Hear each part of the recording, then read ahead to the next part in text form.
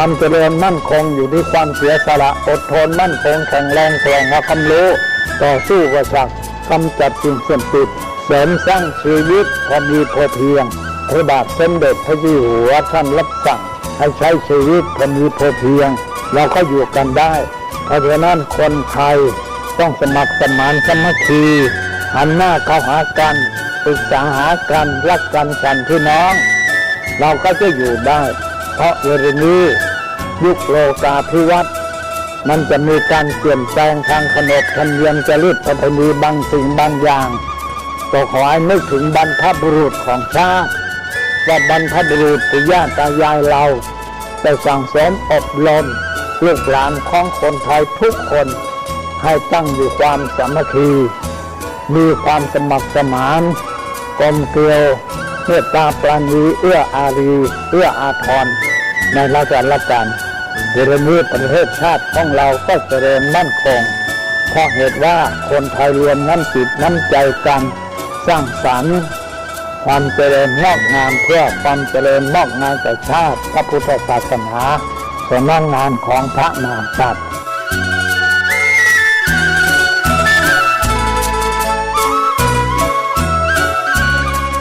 ธรรมะข้อคิดจากพระเดชพระคุณท่านเจ้าคุณพระเทพวิสุทธิคุณด้วยความปรารถนาดีจากสถานีวิทยุพระพุทธศาสนาคลื่นธรรมะเพื่อประชาชน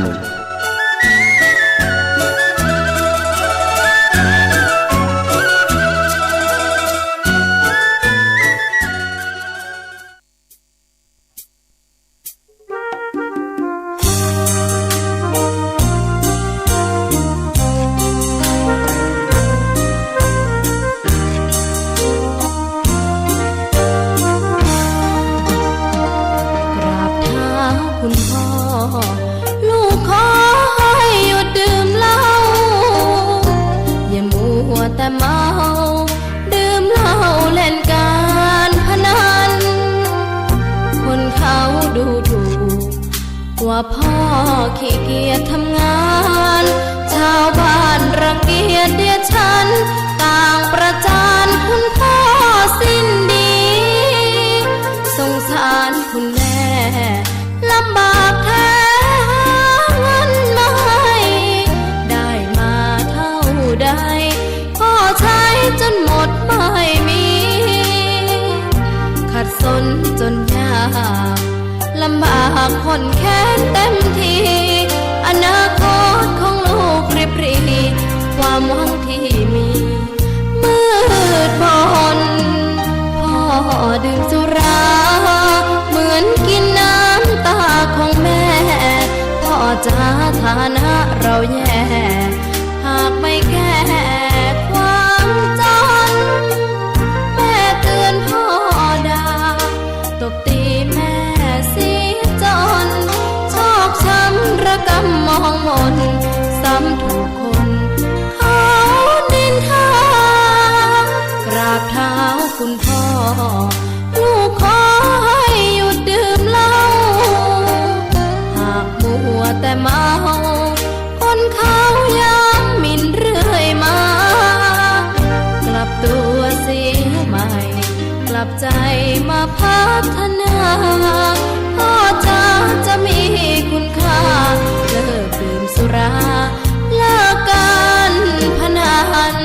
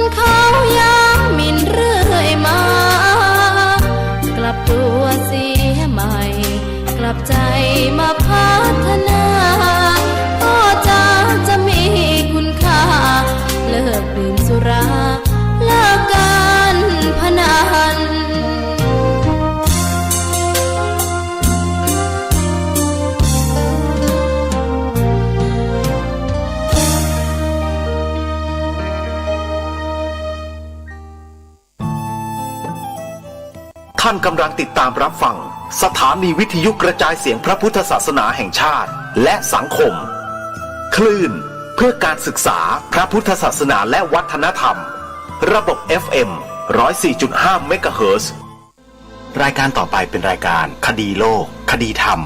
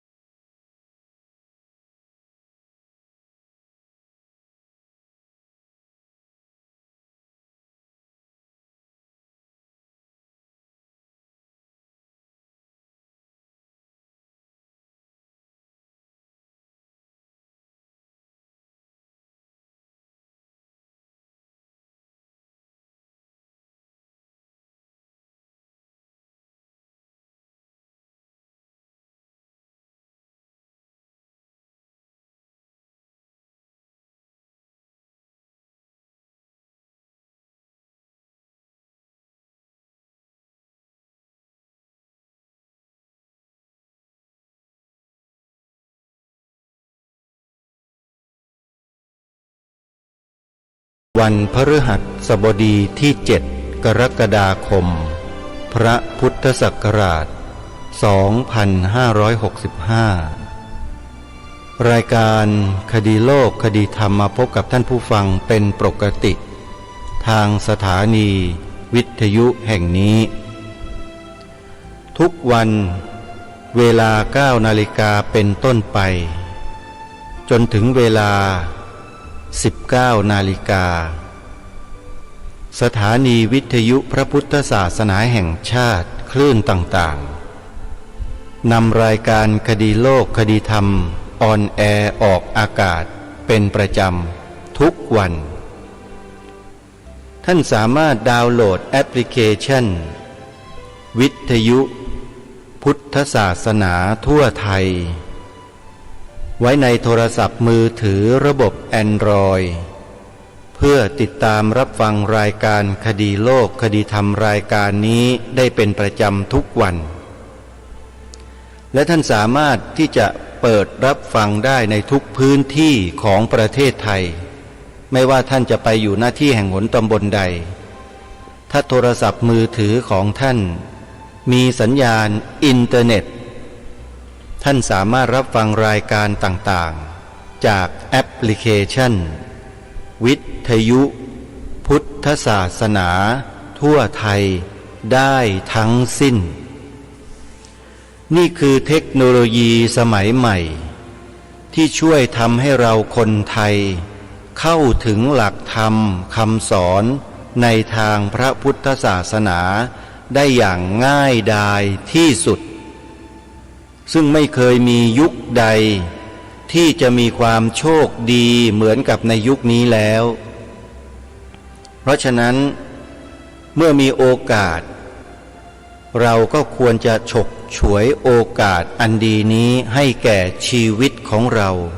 เนืองๆคือบ่อยๆฟังธรรมบ่อยๆศึกษาเรียนรู้ธรรมะบ่อยๆก็จะทำให้เรานั้นมีความรู้ความเข้าใจในเรื่องของธรรมชาติในเรื่องของชีวิตในเรื่องของสรรพสิ่งทั้งหลายทั้งปวงที่เป็นไปในลักษณะเดียวกันที่องค์สมเด็จพระบรมศาสดาสัมมาสัมพุทธเจ้าตรัสไว้ว่าเป็นสามัญลักษณะคือลักษณะสามัญทั่วไปทุกสรรพสิ่งไม่ว่าจะเป็นรูปธรรมไม่ว่าจะเป็นนามธรรมจะมีลักษณะเหมือนกันคือสามัญลักษณะ3อย่างอนิจจังทุกขังอนัตตาทั้งหมดทั้งสิ้นไม่มีส่วนเหลือเลยแม้แต่สภาวะพระนิพพานก็เป็นอนัตตาเหมือนกัน นี่คือสิ่งที่พวกเราต้องทำความศึกษาเรียนรู้ทำความเข้าใจให้ตรงกันถ้าใครมีความเห็นนอกเหนือไปจากนี้ถือว่าเป็นมิจฉาทิฏฐิทั้งหมดเลยคือไม่ยอมรับความเป็นอนิจจังทุกขังอนัตตาเนี่ยถือว่าเป็นมิจฉาทิฏฐิทั้งหมดโดยเฉพาะพวกลัทธิที่ถือพระเจ้าที่ไม่มีตัวตนทั้งหลายทั้งปวงนี่เป็นมิจฉาทิฏฐิเกลี้ยงไม่มีเหลือเลยด้วยเหตุนี้บรรพบุรุษไทยของเราจึงใช้ชีวิตและเลือดเนื้อปกปักรักษาคุ้มครองพระพุทธศาสนามาให้แก่พวกเราจนถึงวันนี้ถ้าหากศาสนาพุทธไม่ใช่ของแท้ไม่ใช่ของจริงบรรพชนเราจะสละเลือดเนื้อชีวิตรักษามาไว้ให้แก่เราทำไมถึงขนาดทรงบรรจุไว้ในสีขาวของธงชาติไทยปัจจุบันเนี่ยสีขาวหมายถึงพระพุทธศาสนาเท่านั้นที่ทางรายการย้ำแล้วย้ำอีกที่มาที่ไปก็คือตรงนี้นี่แหละที่ให้พวกเราย้ำกันเนี่ยเพื่อไม่ให้ลูกหลานไทยของเราถูกไอ้พวกเจ้าลัทธิทั้งหลายทั้งปวงที่กล่าวมาตลอด 3-4 วันเนี่ยล้างสมองหลงเชื่อเข้าใจผิดเพี้ยนออกนอกลู่นอกทางลูกหลานเราจะได้ไม่ออกไปในแนวโน้นให้ยืนอยู่บนแนวทางที่ถูกต้องนี้รายการคดีโลกคดีธรรมจึงต้องมากล่าวมาพูดมาแสดงในลักษณะเช่นนี้ให้พวกเราได้รู้ได้ทราบเพื่อให้พวกเรานั้นยืนอยู่บนจุดยืนที่ถูกต้องของบรรพบุรุษบรรพชนของเราไว้อย่าง่อนแง่นคลอนแคลนอย่าโอนเอ็นไปทิศทางใดมันเป็นอันตรายทั้งนั้นครูบาอาจารย์ของเราจึงได้ขวนขวายจัดตั้งสถานีวิทยุพระพุทธศาสนาแห่งชาติบ้างแห่งจังหวัดบ้างอะไรต่อไม่อะไรเนี่ยขึ้นมากันเต็มบ้านเต็มเมืองแต่ก็ถูกปิดไปหลายสถานีทีเดียวเพราะความเป็นมิจฉาทิฏฐิของคนนั่นแหละมันจึงมาปิดสถานีวิทยุของพระก็สู้สิสู้เพื่ออะไรสู้เพื่อความถูกต้องดีงามไม่ใช่สู้รบปรบมือกับใครนะโยมสู้เพื่อความถูกต้องดีงามที่บรรพบุรุษบรรพชนไทยของเราสืบสารมารักษามาเราในฐานะลูกหลานก็ต้องสืบสารต่อยอดรักษากันต่อก็ทำอย่างเนี้ยกันมาแบบเนี้ยแต่เราก็ถูกรังควานถูกรังแกถูกใส่ร้ายป้ายสีกันอยู่ตลอดโดยไอ้พวกเจ้าลัทธิทั้งหลายทั้งปวงเหล่านั้นน่ะที่รายการคดีโลกคดีธรรมได้บอกได้กล่าวได้หยิบยกข้อมูลจากครูบาอาจารย์ของเรามาแสดงให้เราได้รับทราบได้ศึกษาเรียนรู้กันนี่แหละรายการนี้จึงย้ำแล้วย้ำอีกว่าใครก็ตามที่มาต่อว่ากลด่าใส่ร้ายป้ายสีรายการคดีโลกคดีธรรมอยู่เนี่ยเข้าข่ายเป็นพวกเดียวกับพวกเจ้าลัทธิเหล่านั้นจะเป็นอย่างนั้นหรือก็ด่าต่อไปดินินทากันต่อไปเสียดสีกันต่อไปญาติโยมก็จะได้รู้ว่าพวกคุณเนี่ยเป็นพวกเดียวกับไอ้พวกเจ้าลัทธิทั้งหลายเหล่านั้นที่ทำลายพระพุทธศาสนาอยู่แบบนิ่มๆเนี่ยไอ้ที่บอกว่าทำลายแบบนิ่มๆทำลายแบบไหนล่ะก็อาศัยคำสอนของพระพุทธเจ้านั่นแหละมาทำลายบุคลากรของพระพุทธเจ้าก็คือพระสงฆ์กล่าวหาพระสงฆ์ที่รับเงินรับปัจจัยจากญาติโยมเนี่ยเป็นมหาโจรกันทั้งบ้านทั้งเมืองเนี่ยไอ้พวกเจ้าลัทธิเหล่านี้ท่านพระมหาอุเทนปัญญาปริทัตท่านช่วยมาชำแหละให้เราเห็นหมดเลยพระมหาอุเทนเนี่ยอยู่ วัชนะสงครามเนี่ยประเรียนธรรม9ประโยคเป็นเพื่อนกันในเฟซอยู่ตอนนี้พระมหาอุเทนปัญญาปริทัศน์ถือว่าเป็นพระที่ปฏิบัติดีปฏิบัติชอบรูปหนึ่งและมีความเข้าใจถึงสถานการณ์ของโลกเป็นอย่างดีท่านไม่เคยคิดทำลายโลกใบนี้เลยโลกใบนี้มันจะพัฒนาเทคโนโลยีสมัยใหม่ทันสมัยแค่ไหนพระอย่างท่านพระอาจารย์มหาอุเทนเป็นต้นนะเป็นต้นและอีกจำนวนมากมายมหาศาลเลยพระสงฆ์ในเมืองไทยเราเนี่ยไม่บ้าบอคอแตกที่จะวิ่งหนีเทคโนโลยีแล้วกลับไปอยู่ในยุคดึกดำบรรพ์เหมือนอย่างไอ้บางเจ้าลัทธิหรอกไม่กินเนื้อสัตว์กินแต่ผักแต่หญ้าแล้วก็กล่าวหาว่าใครกินเนื้อกินปลา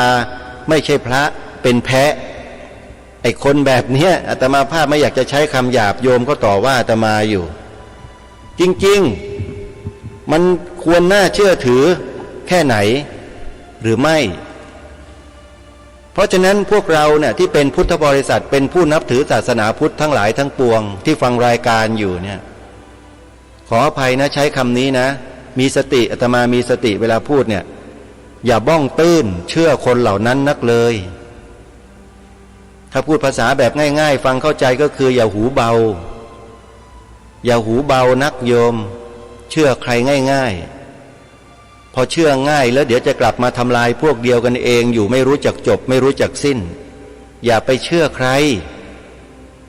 เชื่อองค์สมเด็จพระบรมศาสดาสัมมาสัมพุทธเจ้าไว้โดยผ่านครูบาอาจารย์ของเราที่ศึกษามาดีปฏิบัติมาดีอย่างถูกต้องตามแบบแผนตามระเบียบแบบแผนที่สืบสารกันมาแต่โบราณก็คือการศึกษาเล่าเรียนพระปริยัติธรรมแผนกนักธรรมแผนกบาลีธรรมศึกษาทั้งหลายทั้งปวงเหล่านี้พระอภิธรรมบาลีใหญ่ไม่ว่าจะเป็นการศึกษาคัมภีร์ศรัทธาวิเศษต่างๆการทำตัวรูปเรียนปทะรูปสิทธิกัจจายนะโมคคลานะนยาสะปกรณ์สุโพธาลังการะคัมภีร์ทั้งหลายทั้งปวงเหล่านี้ครูบาอาจารย์เหล่านี้ถือว่าถูกศึกษาเล่าเรียนถูกต้องตามร่องรอยพระธรรมวินัยกันมาทั้งหมดทั้งสิ้นแต่คนบางกลุ่มบางพวกมันไม่ได้ศึกษาไม่ได้เล่าเรียนแบบนี้เลยแล้วก็โผล่ขึ้นมาอ้างคำสอนของพระพุทธเจ้ามาโจมตีใส่ร้ายป้ายสีพระสงฆ์ของโยมเนี่ยที่อยู่ทั้งสังฆมณฑลจำนวน 200,000 กว่ารูปนี่แหละคือกลุ่มบุคคลที่เป็นอันตรายต่อพระบวรพุทธศาสนาตามที่พระเดชพระคุณท่านเจ้าคุณพระธรรมยธาภรณ์ท่านได้บรรยายให้พวกเราได้รู้ไว้นำมาเปิดให้ฟังเมื่อวานใครสนใจย้อนกลับไปฟังหลายๆรอบแล้วจะเข้าใจเองหรือบทความในหนังสือกรณีสันติอโศกโดยท่านเจ้าพระคุณสมเด็จพระพุทธโฆษาจารย์ปอ.ประยุตโตเมื่อครั้งที่ท่านเจ้าพระคุณสมเด็จดำรงสมณศักดิ์ที่พระพรหมคุณาภรณ์ปอ.ประยุตโตท่านได้เขียนไว้ฝากไว้ให้แก่พวกเรารุ่นลูกรุ่นหลานได้ศึกษาเรียนรู้อาตมาภาพก็นำมาเผยแพร่นำมาอ่านให้ฟังกันไปแล้วคิดว่าชาวพุทธเราคงไม่โง่งมงายดักดานเชื่อคนเหล่านั้นอยู่ต่อเนื่องหรอกนะโยมนะคงจะถอนตัวออกมาแล้วมันมาศึกษาเรียนรู้ในสิ่งที่ถูกต้องในคำสอนที่ถูกต้องเหล่านี้โดยมีพระสงฆ์ที่ศึกษาเล่าเรียนมาอย่างถูกต้องตามแบบแผนระเบียบวินัยนี่แหละให้ความรู้แก่พวกเราทั้งหลายทั้งปวงอาตมาภาพขอชื่นชมนะสมาคมชมรมมูลนิธิต่างๆตามโรงพยาบาลนั้นโรงพยาบาลนี้กราบรัตนานิมนต์พระอาจารย์มหาสมปองมุทิโตพระอาจารย์มหาประนอมธรรมาลังการโรซึ่งปัจจุบันนี้ดำรงสมณศักดิ์ที่เจ้าคุณราชพระราชปัญญาอะไรนี่แหละนะท่านก็ไปบรรยายให้ความรู้กับญาติโยมสาธุชนอยู่เนืองๆขอชื่นชมจริงๆหรือไม่ก็ยุวพุทธิกสมาคมแห่งประเทศไทยเหล่านี้เป็นต้น ล้วนแล้วแต่เดินมาตามแนวทางที่ถูกต้องทั้งนั้นอย่างครูบาอาจารย์ที่จัดตั้งสถานีวิทยุต่างๆทั่วประเทศที่รวมกันอยู่ในแอปพลิเคชันที่แนะนำให้ญาติโยมได้ดาวน์โหลดไว้ในโทรศัพท์นี่ก็เหมือนกันแอปพลิเคชันวิทยุพุทธศาสนาทั่วไทยเนี่ยโยมล้วนแล้วแต่ศึกษาเล่าเรียนพระปริยัติธรรมตามระเบียบแบบแผนที่ดีงามถูกต้องกันมาทั้งหมดทั้งสิ้นไม่มีพระสงฆ์รูปไหนออกนอกลู่นอกทางผิดเพี้ยนไปอย่างกลุ่มเจ้าลัทธิเหล่านี้เลยเพราะงั้นเราต้องมาศึกษามาเรียนรู้มาดูมาฟังมาปฏิบัติตามที่ครูบาอาจารย์ท่านแนะนำพร่ำสอนเราอยู่ในสถานีวิทยุต่างๆที่รายการคดีโลกคดีธรรมแนะนำให้เราเปิดฟังกันนี่แหละฟังให้ได้ฟังทุกวันเลยโยมดาวน์โหลดไว้ในโทรศัพท์เลยถ้าดาวน์โหลดไม่เป็นไปถามคนที่เป็นเด็กๆเดี๋ยวนี้มันเป็นกันทุกคนเลยที่เดินอยู่ตามท้องถนนเจอเด็กคนไหนหนูช่วยยายหน่อยช่วยป้าหน่อยนะดาวน์โหลดแอปพลิเคชันวิทยุพุทธศาสนาทั่วไทยให้ยายหน่อยนะหลานเอ้ยยายอยากจะฟังธรรมะอะไรก็ว่าไปสิทำไมไม่ฉลาดกันบ้างเลยเราเนี่ยเกิดมาต้องไม่รู้กี่ร้อนกี่ฝนแล้วเด็กๆเยาวชนเดี๋ยวนี้มันเก่งฉกาจเหลือเกินเรื่องเทคโนโลยีสมัยใหม่ก็ขอให้มันดาวน์โหลดให้แป๊บเดียวเสร็จแล้วเราก็เปิดฟังเอาเนี่ยอย่างรายการคดีโลกคดีธรรมเนี่ยรายการที่คนชอบมั่งไม่ชอบมั่งเนี่ยโยมก็ฟังไปเถอะฟังแล้วก็พิจารณาให้ดีทำใจให้เป็นกลางๆไว้อย่าไปเข้าข้างพวกเจ้าลัทธิเหล่านั้นแล้วฟังไม่ได้หรอกรายการเนี้ยเพราะพวกเจ้าลัทธิเหล่านั้นและเหล่าสาวกทั้งหลายทั้งปวงบริวารเนี่ยเขาไม่ค่อยชอบเพราะไปเปิดเผยความจริงของเขาไปเปิดแผลเบลอเบอะหวะให้คนเขาเห็นพวกมันไม่ชอบหรอกพวกเนี้ยรายการนี้พวกริ้วล้อทั้งหลายพวกสาวกทั้งหลายมันก็เกลียดมันจึงพยายามจะเสี่ยมญาติโยมให้เกลียดรายการนี้อยู่ตลอดมีทั้งพระมีทั้งโยมนั่นแหละเป็นเหล่าสาวกของเขาอยู่แอบแฝงเข้ามาในพระศาสนาของเราเนี่ยทำไมอาตมาจะไม่รู้แล้วปากก็เห็นลิ้นไก่แล้วอาตมานี่ศึกษามาหลายเรื่องหลายอย่างโดยเฉพาะแนวพระราชดำริขององค์พระมหากษัตริย์ไทยของเราในแต่ละพระองค์เนี่ยอาตมามาสะดุดหยุดอยู่ตรงที่แนวพระราชดำริของล้นเกล้ารัชกาลที่6ทรงเป็นปราชญ์ทางด้านอักษรภาษาอย่างยิ่งพระองค์หนึ่งของประเทศไทยของเรา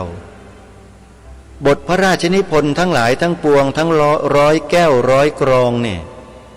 มีสาระมีประโยชน์ต่อการศึกษาเล่าเรียนทั้งนั้นเลยเสียดายที่กระทรวงศึกษาพิการไม่นำพาไม่เอาใจใส่เพราะมันพิการไปแล้วทิฏฐิวิบัติกระทรวงศึกษาพิการฟังให้ดีนะอาตมาไม่ได้พูดถึงกระทรวงที่ทำกันอยู่นะโยม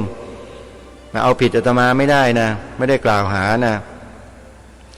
กระทรวงศึกษาพิการไม่ได้เอาใจใส่เลย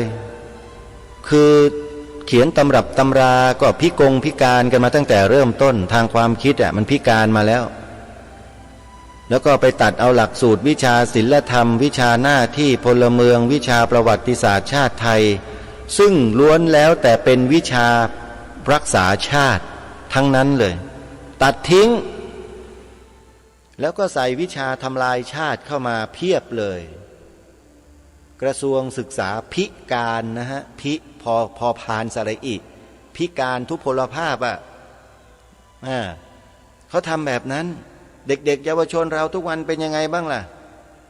มีสัมมาคารวะมีความเคารพเชื่อฟังพ่อแม่ผู้ปกครองปู่ย่าตายายครูบาอาจารย์เหมือนดังแต่ก่อนไหมเล่าแต่ก่อนทำไมมีความเคารพเชื่อฟังครูบาอาจารย์พ่อแม่ผู้ปกครองล่ะก็เพราะหลักสูตรมันดีไงสมัยก่อนเนี่ยเบญจศีลเบญจธรรมหน้าที่พลเมืองมานีมานะอะไรที่เราท่องอาขยานกันนะ ล้วนแล้วแต่เป็นภาษิตสอนจิตสอนใจลูกหลานเยาวชนไทยเราให้เป็นคนมีความเคารพคารวะต่อผู้หลักผู้ใหญ่ทั้งนั้นเลยทุกวันตัดทิ้งหมดแล้วก็เอาวิชาอะไรก็ไม่รู้สัพพรังเคอะไรมาใส่ไว้ก็ไม่รู้เด็กๆพอเรียนแล้วมันไม่เคารพเชื่อฟังพ่อแม่ครูบาอาจารย์แล้วจะเปลี่ยนไหมล่ะรู้อย่างนี้จะเปลี่ยนไหมเปลี่ยนไปในแนวทางที่ดีๆเหมือนดั่งเดิมได้ไหมเปลี่ยนไม่ได้เพราะอะไรมีใครมันบีบคอบีบลูกกระเดือกอยู่เหรอถึงทำไม่ได้เปลี่ยนไม่ได้กลับไปเหมือนเดิมก็สงสัยก็เลยถามไงไม่ได้ว่าหรอกทำไมมันเปลี่ยนไม่ได้เวลามันยกเลิกได้ง่ายกันเหลือเกินล่ะวิชาศีลธรรมหน้าที่พลเมืองทำไมมันง่ายจังเวลาจะนำกลับมาทำไมมันบอกว่ายากนักล่ะสีขาวในธงกทมก็เหมือนกันศาลาว่าการกรุงเทพธงประจำเมืองหลวงของประเทศไทยเป็นสีขาวนะพื้นแล้วเวลาเปลี่ยนเป็นสีเขียวนี่ทำไมมันเปลี่ยนกันเงียบเปลี่ยนกันง่ายเหลือเกินล่ะไปเป็นสีแขกแล้วเวลาเราจะเปลี่ยนกลับมาเนี่ยทำไมมันยากเย็นแสนเข็ญเพราะอะไรล่ะน่าสังเกตน่าคิดไหมท่านผู้ฟังบ้านเมืองไทยเราเนี่ยน่าคิดไหมล่ะไม่ต้องคิดมากหรอกโยมคำตอบมีว่าแต่ว่ากล้าไปเปิดฟังกันหรือเปล่าเท่านั้นเองพวกเราจะเป็นประเภทปากกล้าขาสั่นกันอยู่หรือเปล่าถ้าสนใจเรื่องนี้ไปเปิดฟังดูนะในคลิป YouTube โทรศัพท์มือถือก็มีกันทุกคนอยู่แล้วเปิด YouTube ดูนู่นดูนี่ดูสิ่งที่ไร้สาระไร้แก่นสารดูกันได้ดูไอ้พวก TikTok ทั้งหลายที่อยู่ใน TikTok เนี่ยจนจะบ้าจะบอกันไปหมดแล้วดูกันได้แต่สิ่งเหล่านี้ที่แนะนำไม่ดูกันก็เหลือเชื่อนะพวกเราเนี่ยดูแล้วก็ช่วยกันบอกต่อกันไปถ้าหากว่าสาระนั้นมีประโยชน์แล้วเห็นว่ามันเป็นสิ่งที่น่าสนใจแล้วก็บอกต่อกันไปก็ไม่ผิดแนะนำเขาดิเตรียมปากกากระดาษมานะเดี๋ยวจะบอกเอาไว้ให้ไปเปิดดูกันพร้อมไหมเข้าไปในโทรศัพท์มือถือแล้วก็เปิดแอปของ YouTube เนี่ยขึ้นมาแล้วก็พิมพ์อักษรภาษาไทยพยัญชนะไทย4ตัวลงไป4ตัวนั้นคืออะไรจดนะออ่างปอปลาพอพานสอเสือให้เขียนตัวย่อโยมไม่ได้ให้เขียนตามคำพูดบางคนไปเขียนว่าออ่างก็เขียนอแล้วก็อไม่เอกสระอางองูออ่างไปแบบนี้มันไม่ใช่แค่เขียนออ่างตัวเดียวอตัวย่อบางคนก็ซื่อจริงๆเลยสมควรที่เป็นเหล่าสาวกของพวกเจ้าลัทธิเหล่านั้นจังเลยเนี่ยอปอพอสอทีนี้ฟังแล้วบางทีมันฟังไม่ชัดก็เลยต้องอ่านให้มันครบออ่างปอปลาพอพานสอเสือไปเปิดดูเปิดฟังกันดูเผื่อจะได้ความรู้จะได้คลายข้อสงสัยในสิ่งที่รายการคดีโลกคดีธรรมกล่าวมาเนี่ยจะได้หายสงสัยไปศึกษาไปเรียนรู้ไปดูไปฟังแล้วมันจะได้ความรู้ใหม่ๆความรู้ที่ไม่เคยรู้จากที่ไหนมาก่อนเป็นความรู้ที่ไม่มีผู้มีอิทธิพลมีอำนาจใหญ่โตในโลกใบนี้กล้าพูดมีแต่คนกลุ่มนี้เท่านั้นแหละที่บ้าระห่ำกล้าพูดอยู่กลุ่มเดียวไปเปิดฟังดูกันเอง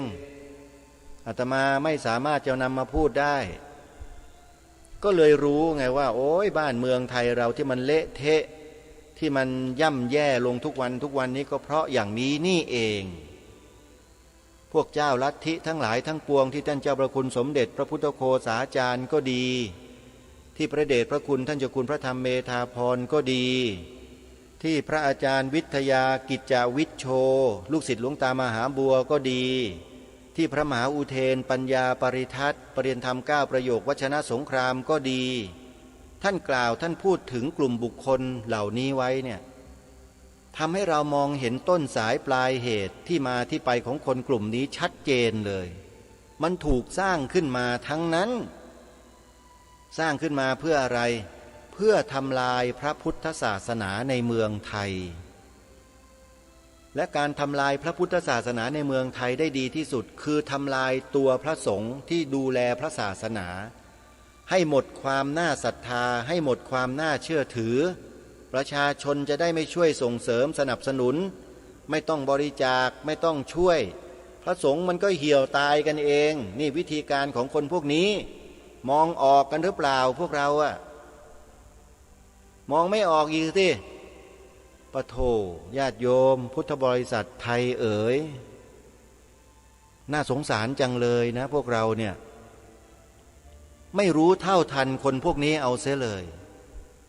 ทั้งที่รัชกาลที่6ตรัสไว้ในบทพระราชนิพนธ์เทศนาเสือป่ากันที่8ที่รายการคดีโลกคดีธรรมได้อัญเชิญมาอ่านให้ฟังอยู่ทุกวันแทบจะทุกวันก็แล้วกันละที่พระองค์ตรัสไว้ความตอนหนึ่งว่าผู้ที่คนอื่นเขาส่งเข้ามาปลอมแปลงเพื่อทำลายพระพุทธศาสนาเราทั้งหลายต้องคอยระวังรู้เท่าไว้จึงจะควรนะฮะถ้ารู้ไม่เท่าทันนี่คือไม่ควรเลยต้องรู้เท่าทันเท่านั้นอาตมาภาพจึงไม่สามารถที่จะไม่รู้คนพวกนี้ไม่ได้ต้องรู้และต้องรู้ให้ถึงที่สุดว่ามันมีที่มาที่ไปยังไงมันเกี่ยวโยงกันยังไงกับเรื่องนั้นเรื่องนี้ทั้งหลายทั้งปวงเนี่ยอาตมาต่อจิ๊กซอแล้วพิจารณาศึกษาทบทวนดูทั้งหมดแล้ว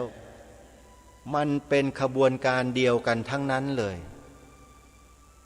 ท่านสาธุชนทั้งหลายถ้าท่านยังไม่เข้าใจเรื่องนี้ท่านอย่าเพิ่งตำหนิรายการคดีโลกคดีธรรมมันจะเป็นบาปโยมจะเป็นบาปเพราะอะไรเพราะเจตนาของอาตมาภาพเนี่ยเป็นเจตนาที่บริสุทธิ์ไม่ได้คิดร้ายใครแต่ทำหน้าที่ตรงนี้เพื่อรักษาปกป้องความเป็นไทยของเราเอาไว้ซึ่งความเป็นไทยของเรามันกำลังถูกบ่อนทำลายอยู่ตลอดจริงไม่จริงท่านก็ดูดิสัญลักษณ์เอกลักษณ์อัตลักษณ์ต่างๆที่มันไม่เคยเกิดไม่เคยมีขึ้นในบ้านในเมืองมันถูกสร้างถูกทำถูกให้มีขึ้นเต็มไปหมดเลยเห็นหรือยังแล้วจะมาว่ารายการนี้พูดไม่จริงพูดไม่ถูกต้องได้ไหมมันเรื่องจริงทั้งนั้นเลยไอ้เจ้าลัทธิทั้งหลายทั้งปวงที่ลอกเลียนแบบพระพุทธศาสนาลอกเลียนแบบพระสงฆ์อยู่แล้วก็ใช้ไอ้ความลอกเลียนแบบปกปิดตัวเองมาทำลายพระสงฆ์ในเมืองไทยทำลายพระพุทธศาสนาคำสงฆ์คำสอนทั้งหลายตามที่ท่านเจ้าพระคุณสมเด็จพระพุทธโฆษาจารย์พระเดชพระคุณท่านเจ้าคุณพระธรรมเมธาภรพระมหาอุเทนปัญญาปริทัศน์หรือแม้แต่พระอาจารย์วิทยากิจจาวิชโชลูกศิษย์หลวงตามหาบัวกล่าวไว้จริงหรือเปล่าหลักฐานพยานบุคคลเหล่านี้ท่านยังมีชีวิตอยู่บางท่านก็มรณภาพไปแล้วอย่างท่านเจ้าคุณพระธรรมเมธาภรท่านมรณภาพแล้วแต่ผลงานของท่านที่ฝากทิ้งไว้ในสังคมเพียบเลยเราเคยไปตามฟังท่านบ้างหรือเปล่าลองไปเปิดฟังธรรมบรรยายของท่านพระเดชพระคุณเจ้าคุณพระธรรมเมธาภรดูบ้างสิเจ้าคุณระแบบทีตยาโนเนี่ยเคยฟังกันไหมเล่าฟังแต่ท่านพระอาจารย์จรัญฟังแต่พระอาจารย์มหาศิลป์ฟังแต่ท่านพระอาจารย์ทองพันธ์แค่นั้นเหรอมันจะได้ประโยชน์อะไรมากมายนักล่ะในวงกว้างอ่ะฟังครูบาอาจารย์เหล่านี้บ้างดีท่านเป็นนักปราชญ์เป็นผู้รู้ครูบาอาจารย์สายวัดป่าสายวัดบ้านยอมรับกันทั้งนั้นอาตมาภาพรู้ก็นำมาเผยแพร่มาบอกพวกเรากันเห็นไหมพวกเราก็ขวนขวายหาฟังกันบ้างโยมก็เปิดฟังใน YouTube ก็ได้พิมพ์คำว่าเจ้าคุณระแบบ แค่นี้ก็เจอคลิปของท่านบานตะไทยเลยเพียบไปหมดเลยพูดถึงเรื่องพระสูตรพูดถึงเรื่องชาดกพูดถึงเรื่องพระวินัยพูดถึงเรื่องอะไรต่อมีอะไรนี่เยอะแยะไปหมดเลยฟังแล้วได้ความรู้มากมายอย่างพระเดชพระคุณท่านเจ้าพระคุณสมเด็จพระพุทธโฆษาจารย์ปอ.ประยุตโตนี่ก็เหมือนกันเปิดฟังดูสิฮะพิมพ์คำว่าปอ.ประยุตโตนี่ก็ขึ้นมาเพียบเลยคลิปของท่านเปิดฟังดูหรือของอย่างพระอาจารย์มหาอุเทนปัญญาปริทัศน์ก็เหมือนกันก็มีเยอะแยะไปหมดให้ธรรมะให้ความรู้เพียบหรือแม้แต่พระอาจารย์วิทยากิจจาวิชโชเนี่ยอันนี้เป็นยูทูบเบอร์หน้าใหม่เลยลูกศิษย์หลวงตามหาบัวเนี่ยตอนนี้ออกมาทำคลิปเพียบเหมือนกัน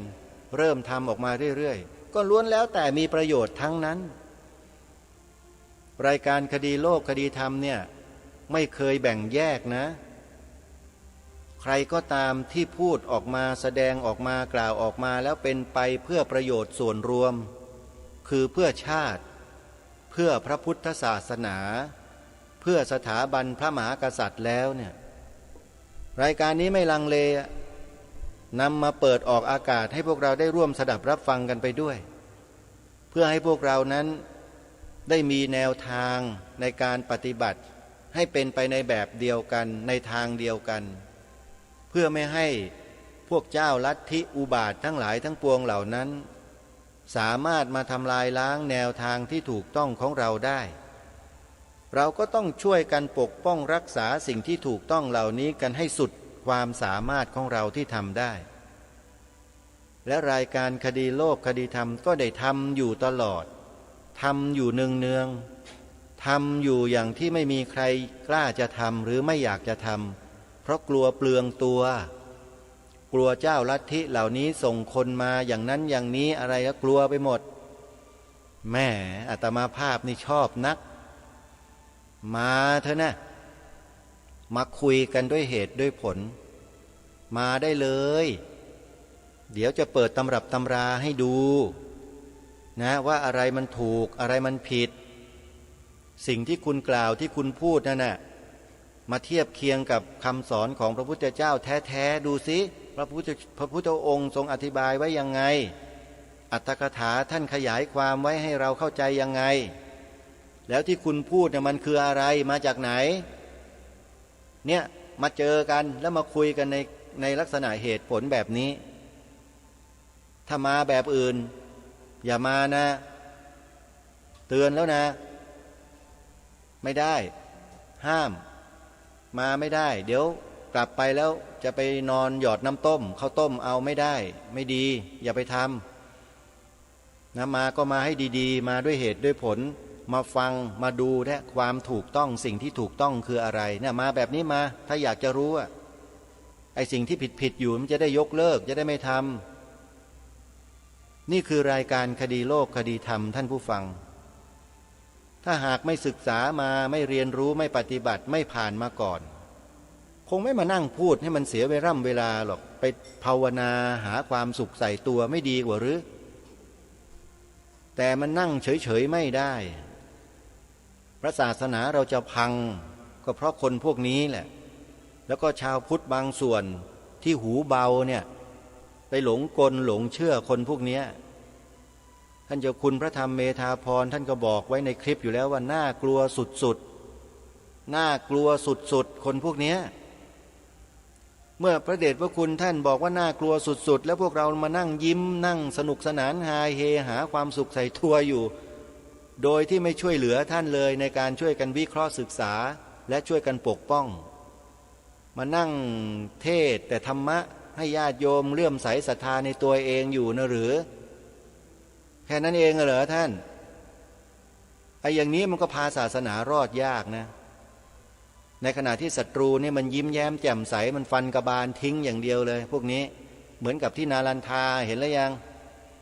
มันจัดการเรียบหมดอ่ะเพราะความที่เราไม่เอาอะไรนี่แหละบ้านเมืองก็ต้องช่วยกันปกป้องรักษาหากทำลายเชิญมาเราสู้เคยฟังไหมเพลงเราสู้เป็นบทเพลงพระราชนิพนธ์ของล้นเกล้ารัชกาลที่9 เพลงเราสู้เราลองไปเปิดฟังไปนั่งฟังลองไปทบทวนดูสิบรรพบุรุษบรรพชนเราสอนเรามาอย่างไรสอนให้เรานั่งนิ่งๆภาวนาหลับตาหลับหูอย่างนั้นเหรอแล้วก็เรียกศรัทธาญาติโยมให้เข้าวัดตัวเองเยอะๆอย่างนั้นหรือเปล่าแค่นั้นหรือไงท่านแทนที่จะใช้โอกาสนี้นำสาระเหล่านี้ความรู้เหล่านี้ไปบอกไปแนะนำญาติโยมให้รู้เท่าทันพวกเจ้าลัทธิทั้งหลายเหล่านี้ตามการตามเวลาที่เหมาะสมไม่เอาฉันไม่เอางุ่นงี้หลายรูปนะอย่าให้อาตมาภาพพูดเลยบางรูปเนี่ยลูกศิษย์พระอาจารย์สมภพเองนั่นแหละต่อต้านบัญญัติศาสนาพุทธเป็นศาสนาประจำชาติในรัฐธรรมนูญทั้งที่มีประโยชน์ไม่ได้มีโทษอะไรเลยศาสนาพุทธมีโทษตรงไหนท่านบอกมาสิเอาไปบัญญัติไว้ในเขียนไว้ในรัฐธรรมนูญแล้วมีโทษยังไงอันตรายยังไงมันอันตรายแบบไหนอันตรายเพราะคำสอนของพระพุทธเจ้าไปทำอันตรายให้ใครเหรอมีเปล่าแล้วท่านมาปฏิเสธกันทำพระแสงด้ามงาอะไรกันอยู่อย่าให้เอ่ยนามเลยเอ่ยชื่อเลยนะพระรูปไหนอาตมาได้ยินกับหูตัวเองลูกศิษย์พระอาจารย์สมภพนี่แหละมีอยู่รูปนึงพูดกันชัดๆอย่างนี้แหละท่านไม่ต้องมาถามนะว่าใครไปเปิดเทปฟังดูได้ท่านบรรยายแล้วท่านพูดเอาไว้อาตมาฟังและจำมันจนถึงทุกวันนี้เนี่ยจำหน้าจำตาได้ก็จะพยายามที่จะไม่แสดงอาการอะไรออกมาเมื่อเห็นหน้าท่านเพราะให้เกียรติกันส่วนที่ดีของท่านก็มีเยอะแต่ไอ้ส่วนเนี้ยมันสำคัญกว่ามันเป็นเรื่องของส่วนรวมของประเทศชาติบ้านเมืองท่านไม่ควรเลยที่จะปฏิเสธศาสนาพุทธศาสนาพุทธจะไปอยู่ที่ไหนบัญญัติไว้อย่างไรจะยกไว้ตรงไหนไม่มีคำว่าเป็นโทษใดๆทั้งสิ้นแล้วท่านมาพูดว่าไม่ดียังไงคนที่มาปฏิเสธต่อต้านศาสนาพุทธไม่ให้เป็นศาสนาประจำชาติไทยเนี่ยศาสนาพุทธมีโทษยังไงไม่ดียังไงถ้าหากว่าท่านหาข้อไม่ดีของศาสนาพุทธเจอแล้วท่านค่อยมากล่าวอย่างนี้แต่ถ้าท่านหาไม่เจอท่านไปเจอสิ่งอื่นเพราะกลัวสิ่งอื่นก็ไปแก้ไอ้สิ่งอื่นนั่นดิมาแก้อะไรศาสนาพุทธล่ะจริงไม่จริงท่านพูดกันแบบนักปราชญ์แบบบัณฑิตแบบคนที่มีปัญญาเนี่ยจริงไหมที่คุณกลัวนะคุณไม่ได้กลัวศาสนาพุทธหรอกแต่คุณกลัวไอ้เจ้าลัทธิอื่นใช่ไหมก็คุณไปแก้ไอ้พวกนั้นดิคุณมาแก้อะไรศาสนาพุทธล่ะศาสนาพุทธเป็นสิ่งเดียวที่คุณจะต้องยอยกขึ้นเหมือนกับที่องค์พระมหากษัตริย์ท่านทรงยอยกไว้ตลอดเวลานี่คือสิ่งที่เราต้องทำเพราะฉะนั้นเรามาเรียกร้องมาบอกให้ทุกคนทำตามพระราชปณิธานขององค์พระมหากษัตริย์ผิดตรงไหนยอยกพระพุทธศาสนานี่ผิดตรงไหนองค์พระบาทสมเด็จพระพุทธยอดฟ้าจุฬาโลกมหาราชผู้ทรงสถาปนากรุงเทพมหานครกรุงรัตนโกสินทร์เป็นราชธานีที่พวกคุณเหยียบอาศัยอยู่ทุกวันนี้ตรัสเป็นปฐมบรมราชโองการไว้เลยตรัสไว้เป็นพระบรมราชโองการขออภัยเป็นพระบรมราชโองการไว้ว่าตั้งใจจักอุปถัมภกยอยกพระพุทธศาสนาจักป้องกันขอบขันธสีมารักษาประชาชนแลมนตรีเป็นกฎหมายสูงสุดของประเทศชาติบ้านเมืองมาตั้งแต่ตั้งกรุงรัตนโกสินทร์มาแล้วคือทรงยกศาสนาพุทธขึ้นเป็นศาสนาประจำชาติแต่พระองค์ไม่ได้ทรงใช้ภาษาเช่นนั้นแต่โดยนัยยะโดยความหมายแล้วคือตรงนั้นเลยแล้วมาวันนี้คนที่มาต่อต้านศาสนาพุทธไม่ให้เป็นศาสนาประจำชาติบัญญัติไว้ให้ถูกต้องโดยลายลักษณ์อักษรกฎหมายรัฐธรรมนูญเนี่ยคืออะไรเป็นพวกกลุ่มขบวนการเดียวกันหรือเปล่าที่กำลังทำลายศาสนาพุทธในเมืองไทยอยู่เนี่ย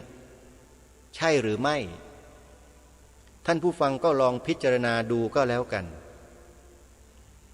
แต่ถ้าหากว่ายังสงสัยอยู่ยังไม่เชื่อยังไม่เข้าใจเปิดคลิปวิดีโอใน YouTube ฟังอปพส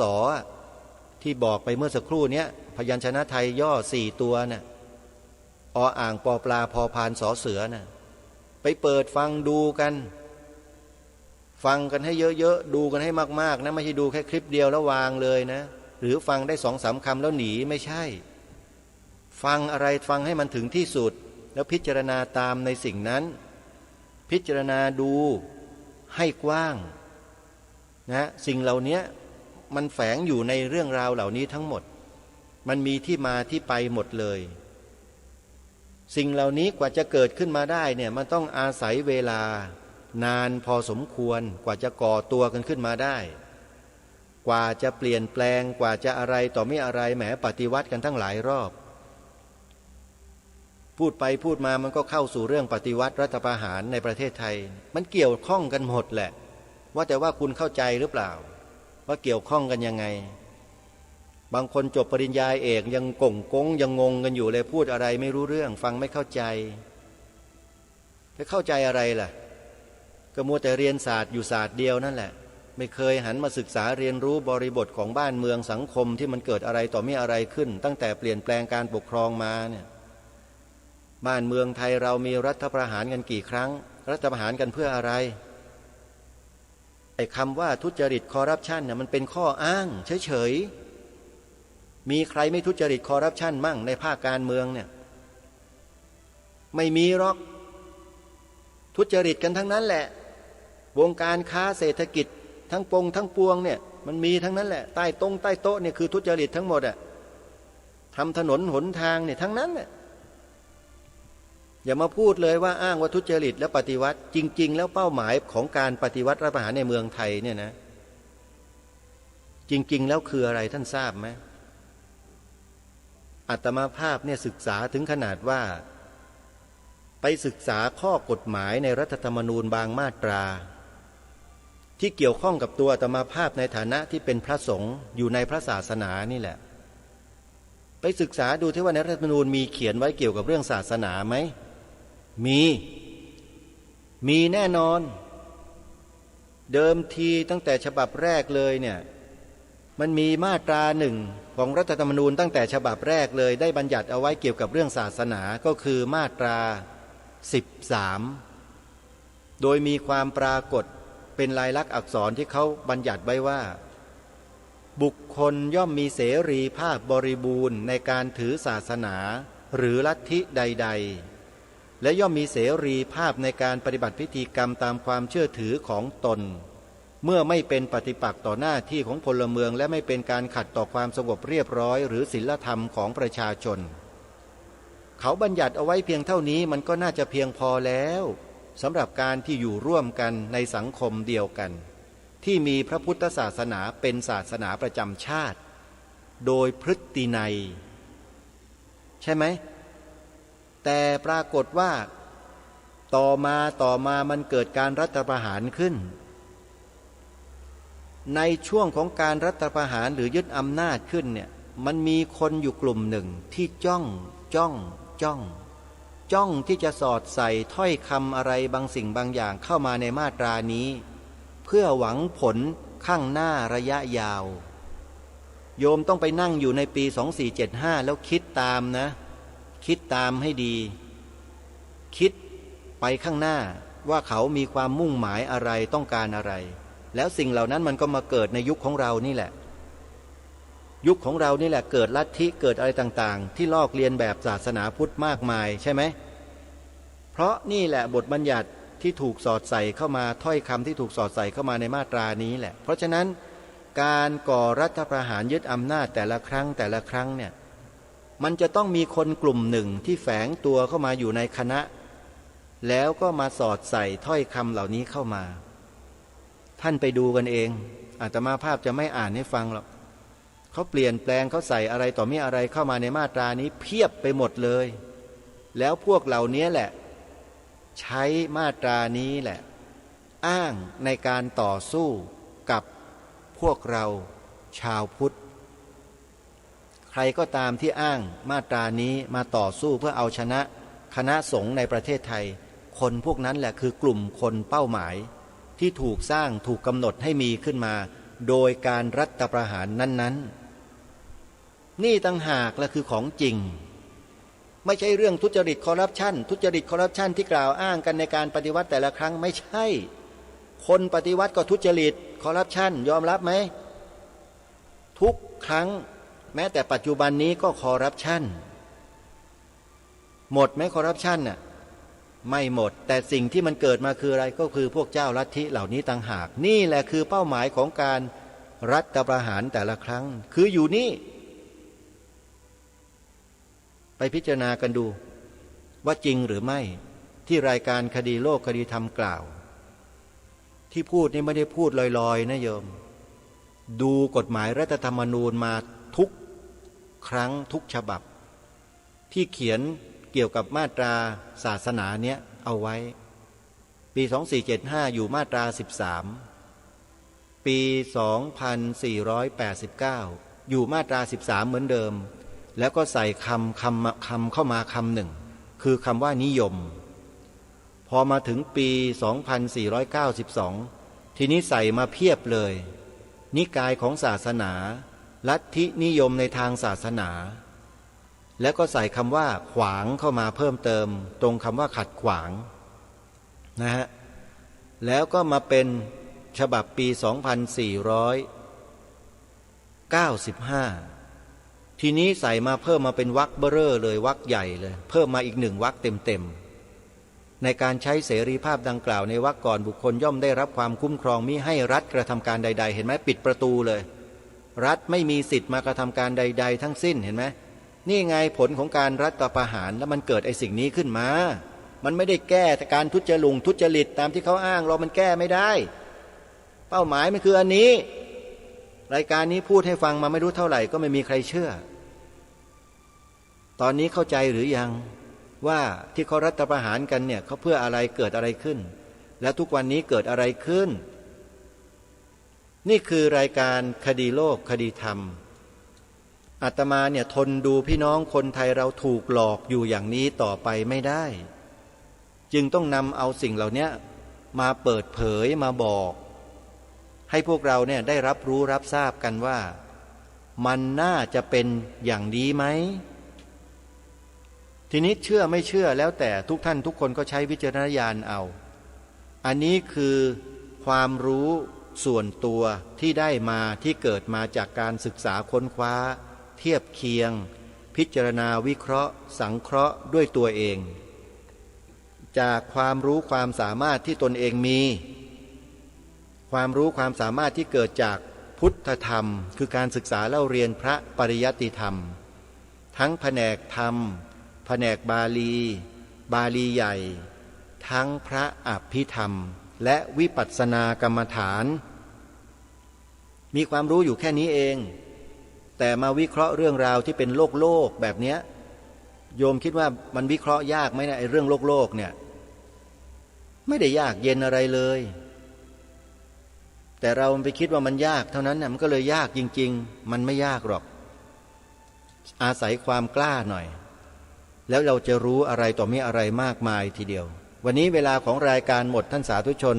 อาตมาภาพคงต้องสมมุติยุติรายการไว้แต่เพียงเท่านี้พบกันใหม่ในวันต่อไปขอความสุขความสวัสดีในธรรมแห่งองค์สมเด็จพระบรมศาสดาสัมมาสัมพุทธเจ้าจงปรากฏเกิดมีขึ้นในจิตใจของท่านผู้ฟังทุกท่านทุกคนเทินขอเจริญพรกล้าคิดก็ต้องกล้าทำอย่ากลัวถ้าทำความดีเป็นศึกษาปัญหาให้ทันท่วงทีเมืองไทยจะพัฒนากว่านี้รายการดีๆคดีโลกคดีธรรมขอร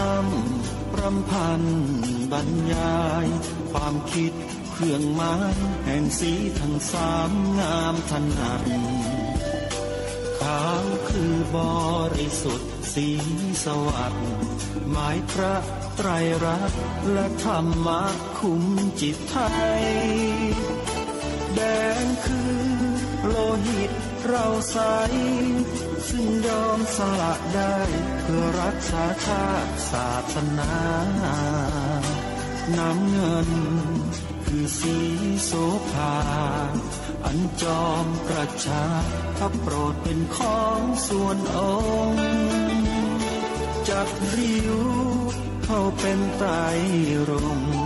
จึงเป็นสีธงที่รักแห่งเราชาวไทยทหารอวตารนำไป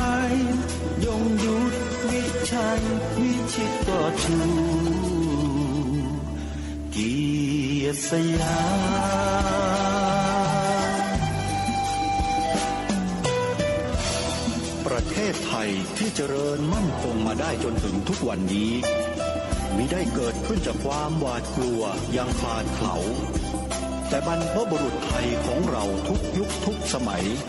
ล้วนแต่มีความกล้าหาญและชาญฉลาดปกป้องเอกราชสร้างชาติให้เกิดความมั่นคงโดยมีธงแห่งพระไตรรัตน์เป็นเครื่องนำชัยจึงเป็นที่มาที่ไปของรายการคดีโลกคดีธรรมกล้าคิดก็ต้องกล้าทำอย่ากลัวถ้าทำความดีเร่งศึกษาปัญหาให้ทันท่วงทีเมืองไทยจะพัฒนากว่านี้รายการดีคดีโลกคดีธรรมรายการดีคดีโลกคดีธรรม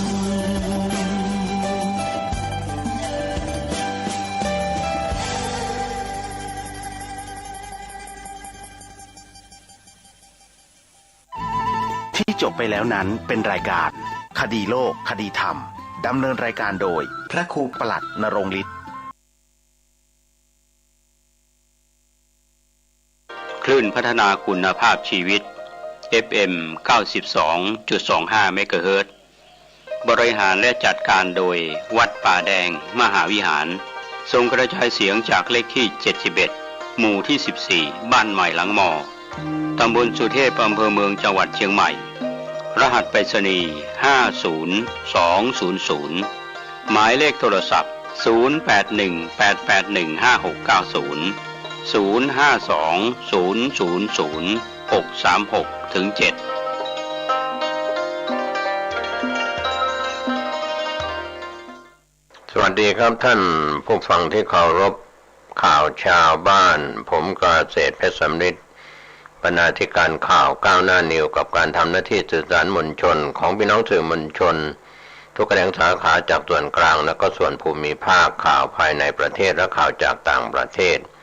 ท่านที่อ่านหนังสือพิมพ์ออนไลน์คลิกเข้าไปที่ www.gawnawnew.com ก็เป็นหนังสือพิมพ์ออนไลน์ที่พี่น้องสื่อมวลชนทั้งสื่อไทยสื่อเทศทำหน้าที่กันในรอบ24ชั่วโมงนะครับก็นำมาลิงก์แปะไว้ที่ www.gawnawnew.com แล้วก็เชื่อมโยงในเครือข่ายของข่าวชาวบ้านเราทำหน้าที่ของสื่อสารมวลชนสะท้อนสังคมของประเทศไทยแล้วก็ต่างประเทศตามที่พี่น้องสื่อมวลชนรายงานกันเข้ามาธรรมะก่อนข่าววันนี้ก็เป็นส่วนหนึ่งนะครับที่เราเห็นความสุขความทุกข์จากการอยู่ร่วมของสังคมคำว่าบวรวัดบ้านโรงเรียนหรือว่าบวรวัดบ้านราชการสถานศึกษาที่อยู่ร่วมกันในสังคมอดีตจนถึงปัจจุบันบวรวัดบ้านโรงเรียนสมัยอดีตลูกหลานของชาวบ้านที่อยู่รอบวัดก็จะมาศึกษาภายในวัดมีพระคุณเจ้าเป็นครูบาอาจารย์สอนสั่ง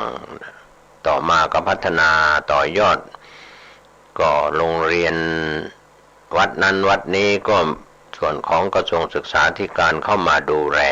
เป็นโรงเรียนวัดประถมมัธยมในโรงเรียนวัดแล้วก็ค่อยออกจากวัดไปตั้งในสถานที่ด้านนอกวัดก็เป็นโรงเรียนอย่างนั้นอย่างนี้ตามท้องถิ่นมีชื่อตามท้องถิ่นประถมมัธยมอุดมศึกษาก็แล้วแต่แม้บ้านกับวัดนั้นอยู่ใกล้ชิดกันด้วยดังข้อเปรียบเทียบเหมือนน้ำกับน้ำนมคือเข้ากันได้ ก็ถือว่าเป็นเรื่องราวที่ดีนะครับที่เราเห็นบ้านกับวัดเข้ากันได้ หรือบวรวัดบ้านโรงเรียนทั้ง3อย่างเข้ากันได้เพราะเหตุผลว่าในเทศกาลเข้าพรรษาเทศกาลออกพรรษาเทศกาลวัฒนธรรมประเพณีเทศกาลปีใหม่หรือเทศกาลสงกรานต์เทศกาลใดๆก็จะมีการรวมกลุ่มของชาวบ้านนะครับพาลูกหลานอย่างเช่นช่วงเทศกาลก่อนเข้าพรรษาก็จะไปถวายเทียนพรรษาผ้าจำนำพรรษารวมไปถึงกิจกรรมที่เกี่ยวกับวันอาสาฬหบูชาอย่างนี้เป็นต้นเป็นตัวอย่างพ่อแม่พาลูกหลานเข้าวัดก็หมายความว่าความใกล้ชิดกันระหว่างบ้านกับวัดโรงเรียนถ้ามีโรงเรียนอยู่ในวัดก็โรงเรียนนั้นก็จะพาเด็กนักเรียนไปถวายเทียนพรรษาไปถวายผ้าอาบน้ำฝนไปอะไรต่างๆก็ตามเทศกาลนะครับเข้าพรรษาออกพรรษาเดือนจีปีใหม่ส่งท้ายปีเก่าต้อนรับปีใหม่หรือเทศกาลสงกรานต์เทศกาลปีใหม่เมืองก็แล้วแต่นะครับสิ่งเหล่านี้เป็นเครื่องบ่งบอกความรักที่แท้จริงของคนที่อยู่รอบที่เป็นศรัทธาทางร้านนาเราก็ดีหน่อยเป็นศรัทธาประจำวัดนั้นวัดนี้แต่ในภาคอื่นๆนั้นก็พอใจวัดไหนก็ไปทำบุญวัดนั้นอาจจะไม่ได้ทำวัดที่อยู่ใกล้บ้านท่านไปวัดไกลกว่านั้นก็มีแต่ทางเหนือนั้นนิยมสร้างวัดไว้ให้ลูกหลานได้มีโอกาสสร้างบุญสร้างกุศลกันนี่แหละที่เรียกว่าบวรวัดบ้านราชการสถานศึกษาเพราะในปัจจุบันนี้เรานำคำว่าราชการเข้ามาด้วยเพราะราชการไม่ว่าจะเป็นสำนักงานพระพุทธศาสนาหรือกระทรวงต่างๆองค์กรปกครองส่วนท้องถิ่นอบต.เทศบาลเขาก็มีงบประมาณเข้ามาช่วยสนับสนุนวัดก็เลยต้องมีบวรก็เลยมีวัดบ้านราชการสถานศึกษาอย่างนี้เป็นต้นเป็นตัวอย่างก็ฝากเป็นธรรมะว่าวันนี้วัดกับบ้านเข้ากันได้ชาวบ้านเข้ากับวัดวัดเข้ากับชาวบ้านที่อยู่อาศัยรอบๆวัดไม่ขัดแย้งกันไม่ทะเลาะเบาะแวงกันก็เป็นส่วนความรักเกิดขึ้นความสามัคคีเกิดขึ้นก็เป็นเรื่องราวที่บ่งบอกนิมิตดีนะครับก็เป็นธรรมะก่อนข่าวว่าวันนี้ในประเทศไทยเรามีมากมายนะครับวัด 30,000 กว่าวัดมีพระคุณเจ้า 2-3 แสนรูปอยู่ทั่วประเทศไทยข่าววันนี้เริ่มกันในส่วนของแนวหน้าออนไลน์ได้รายงานข่าวต่างประเทศระทึกแผ่นดินไหวหมู่เกาะอันดามันเขย่าต่อเนื่องมากกว่า30ครั้งใน2วันผวาสึนามิภูเก็ตถึงพังงาสั่งเฝ้าระวัง7 กรกฎาคม 2565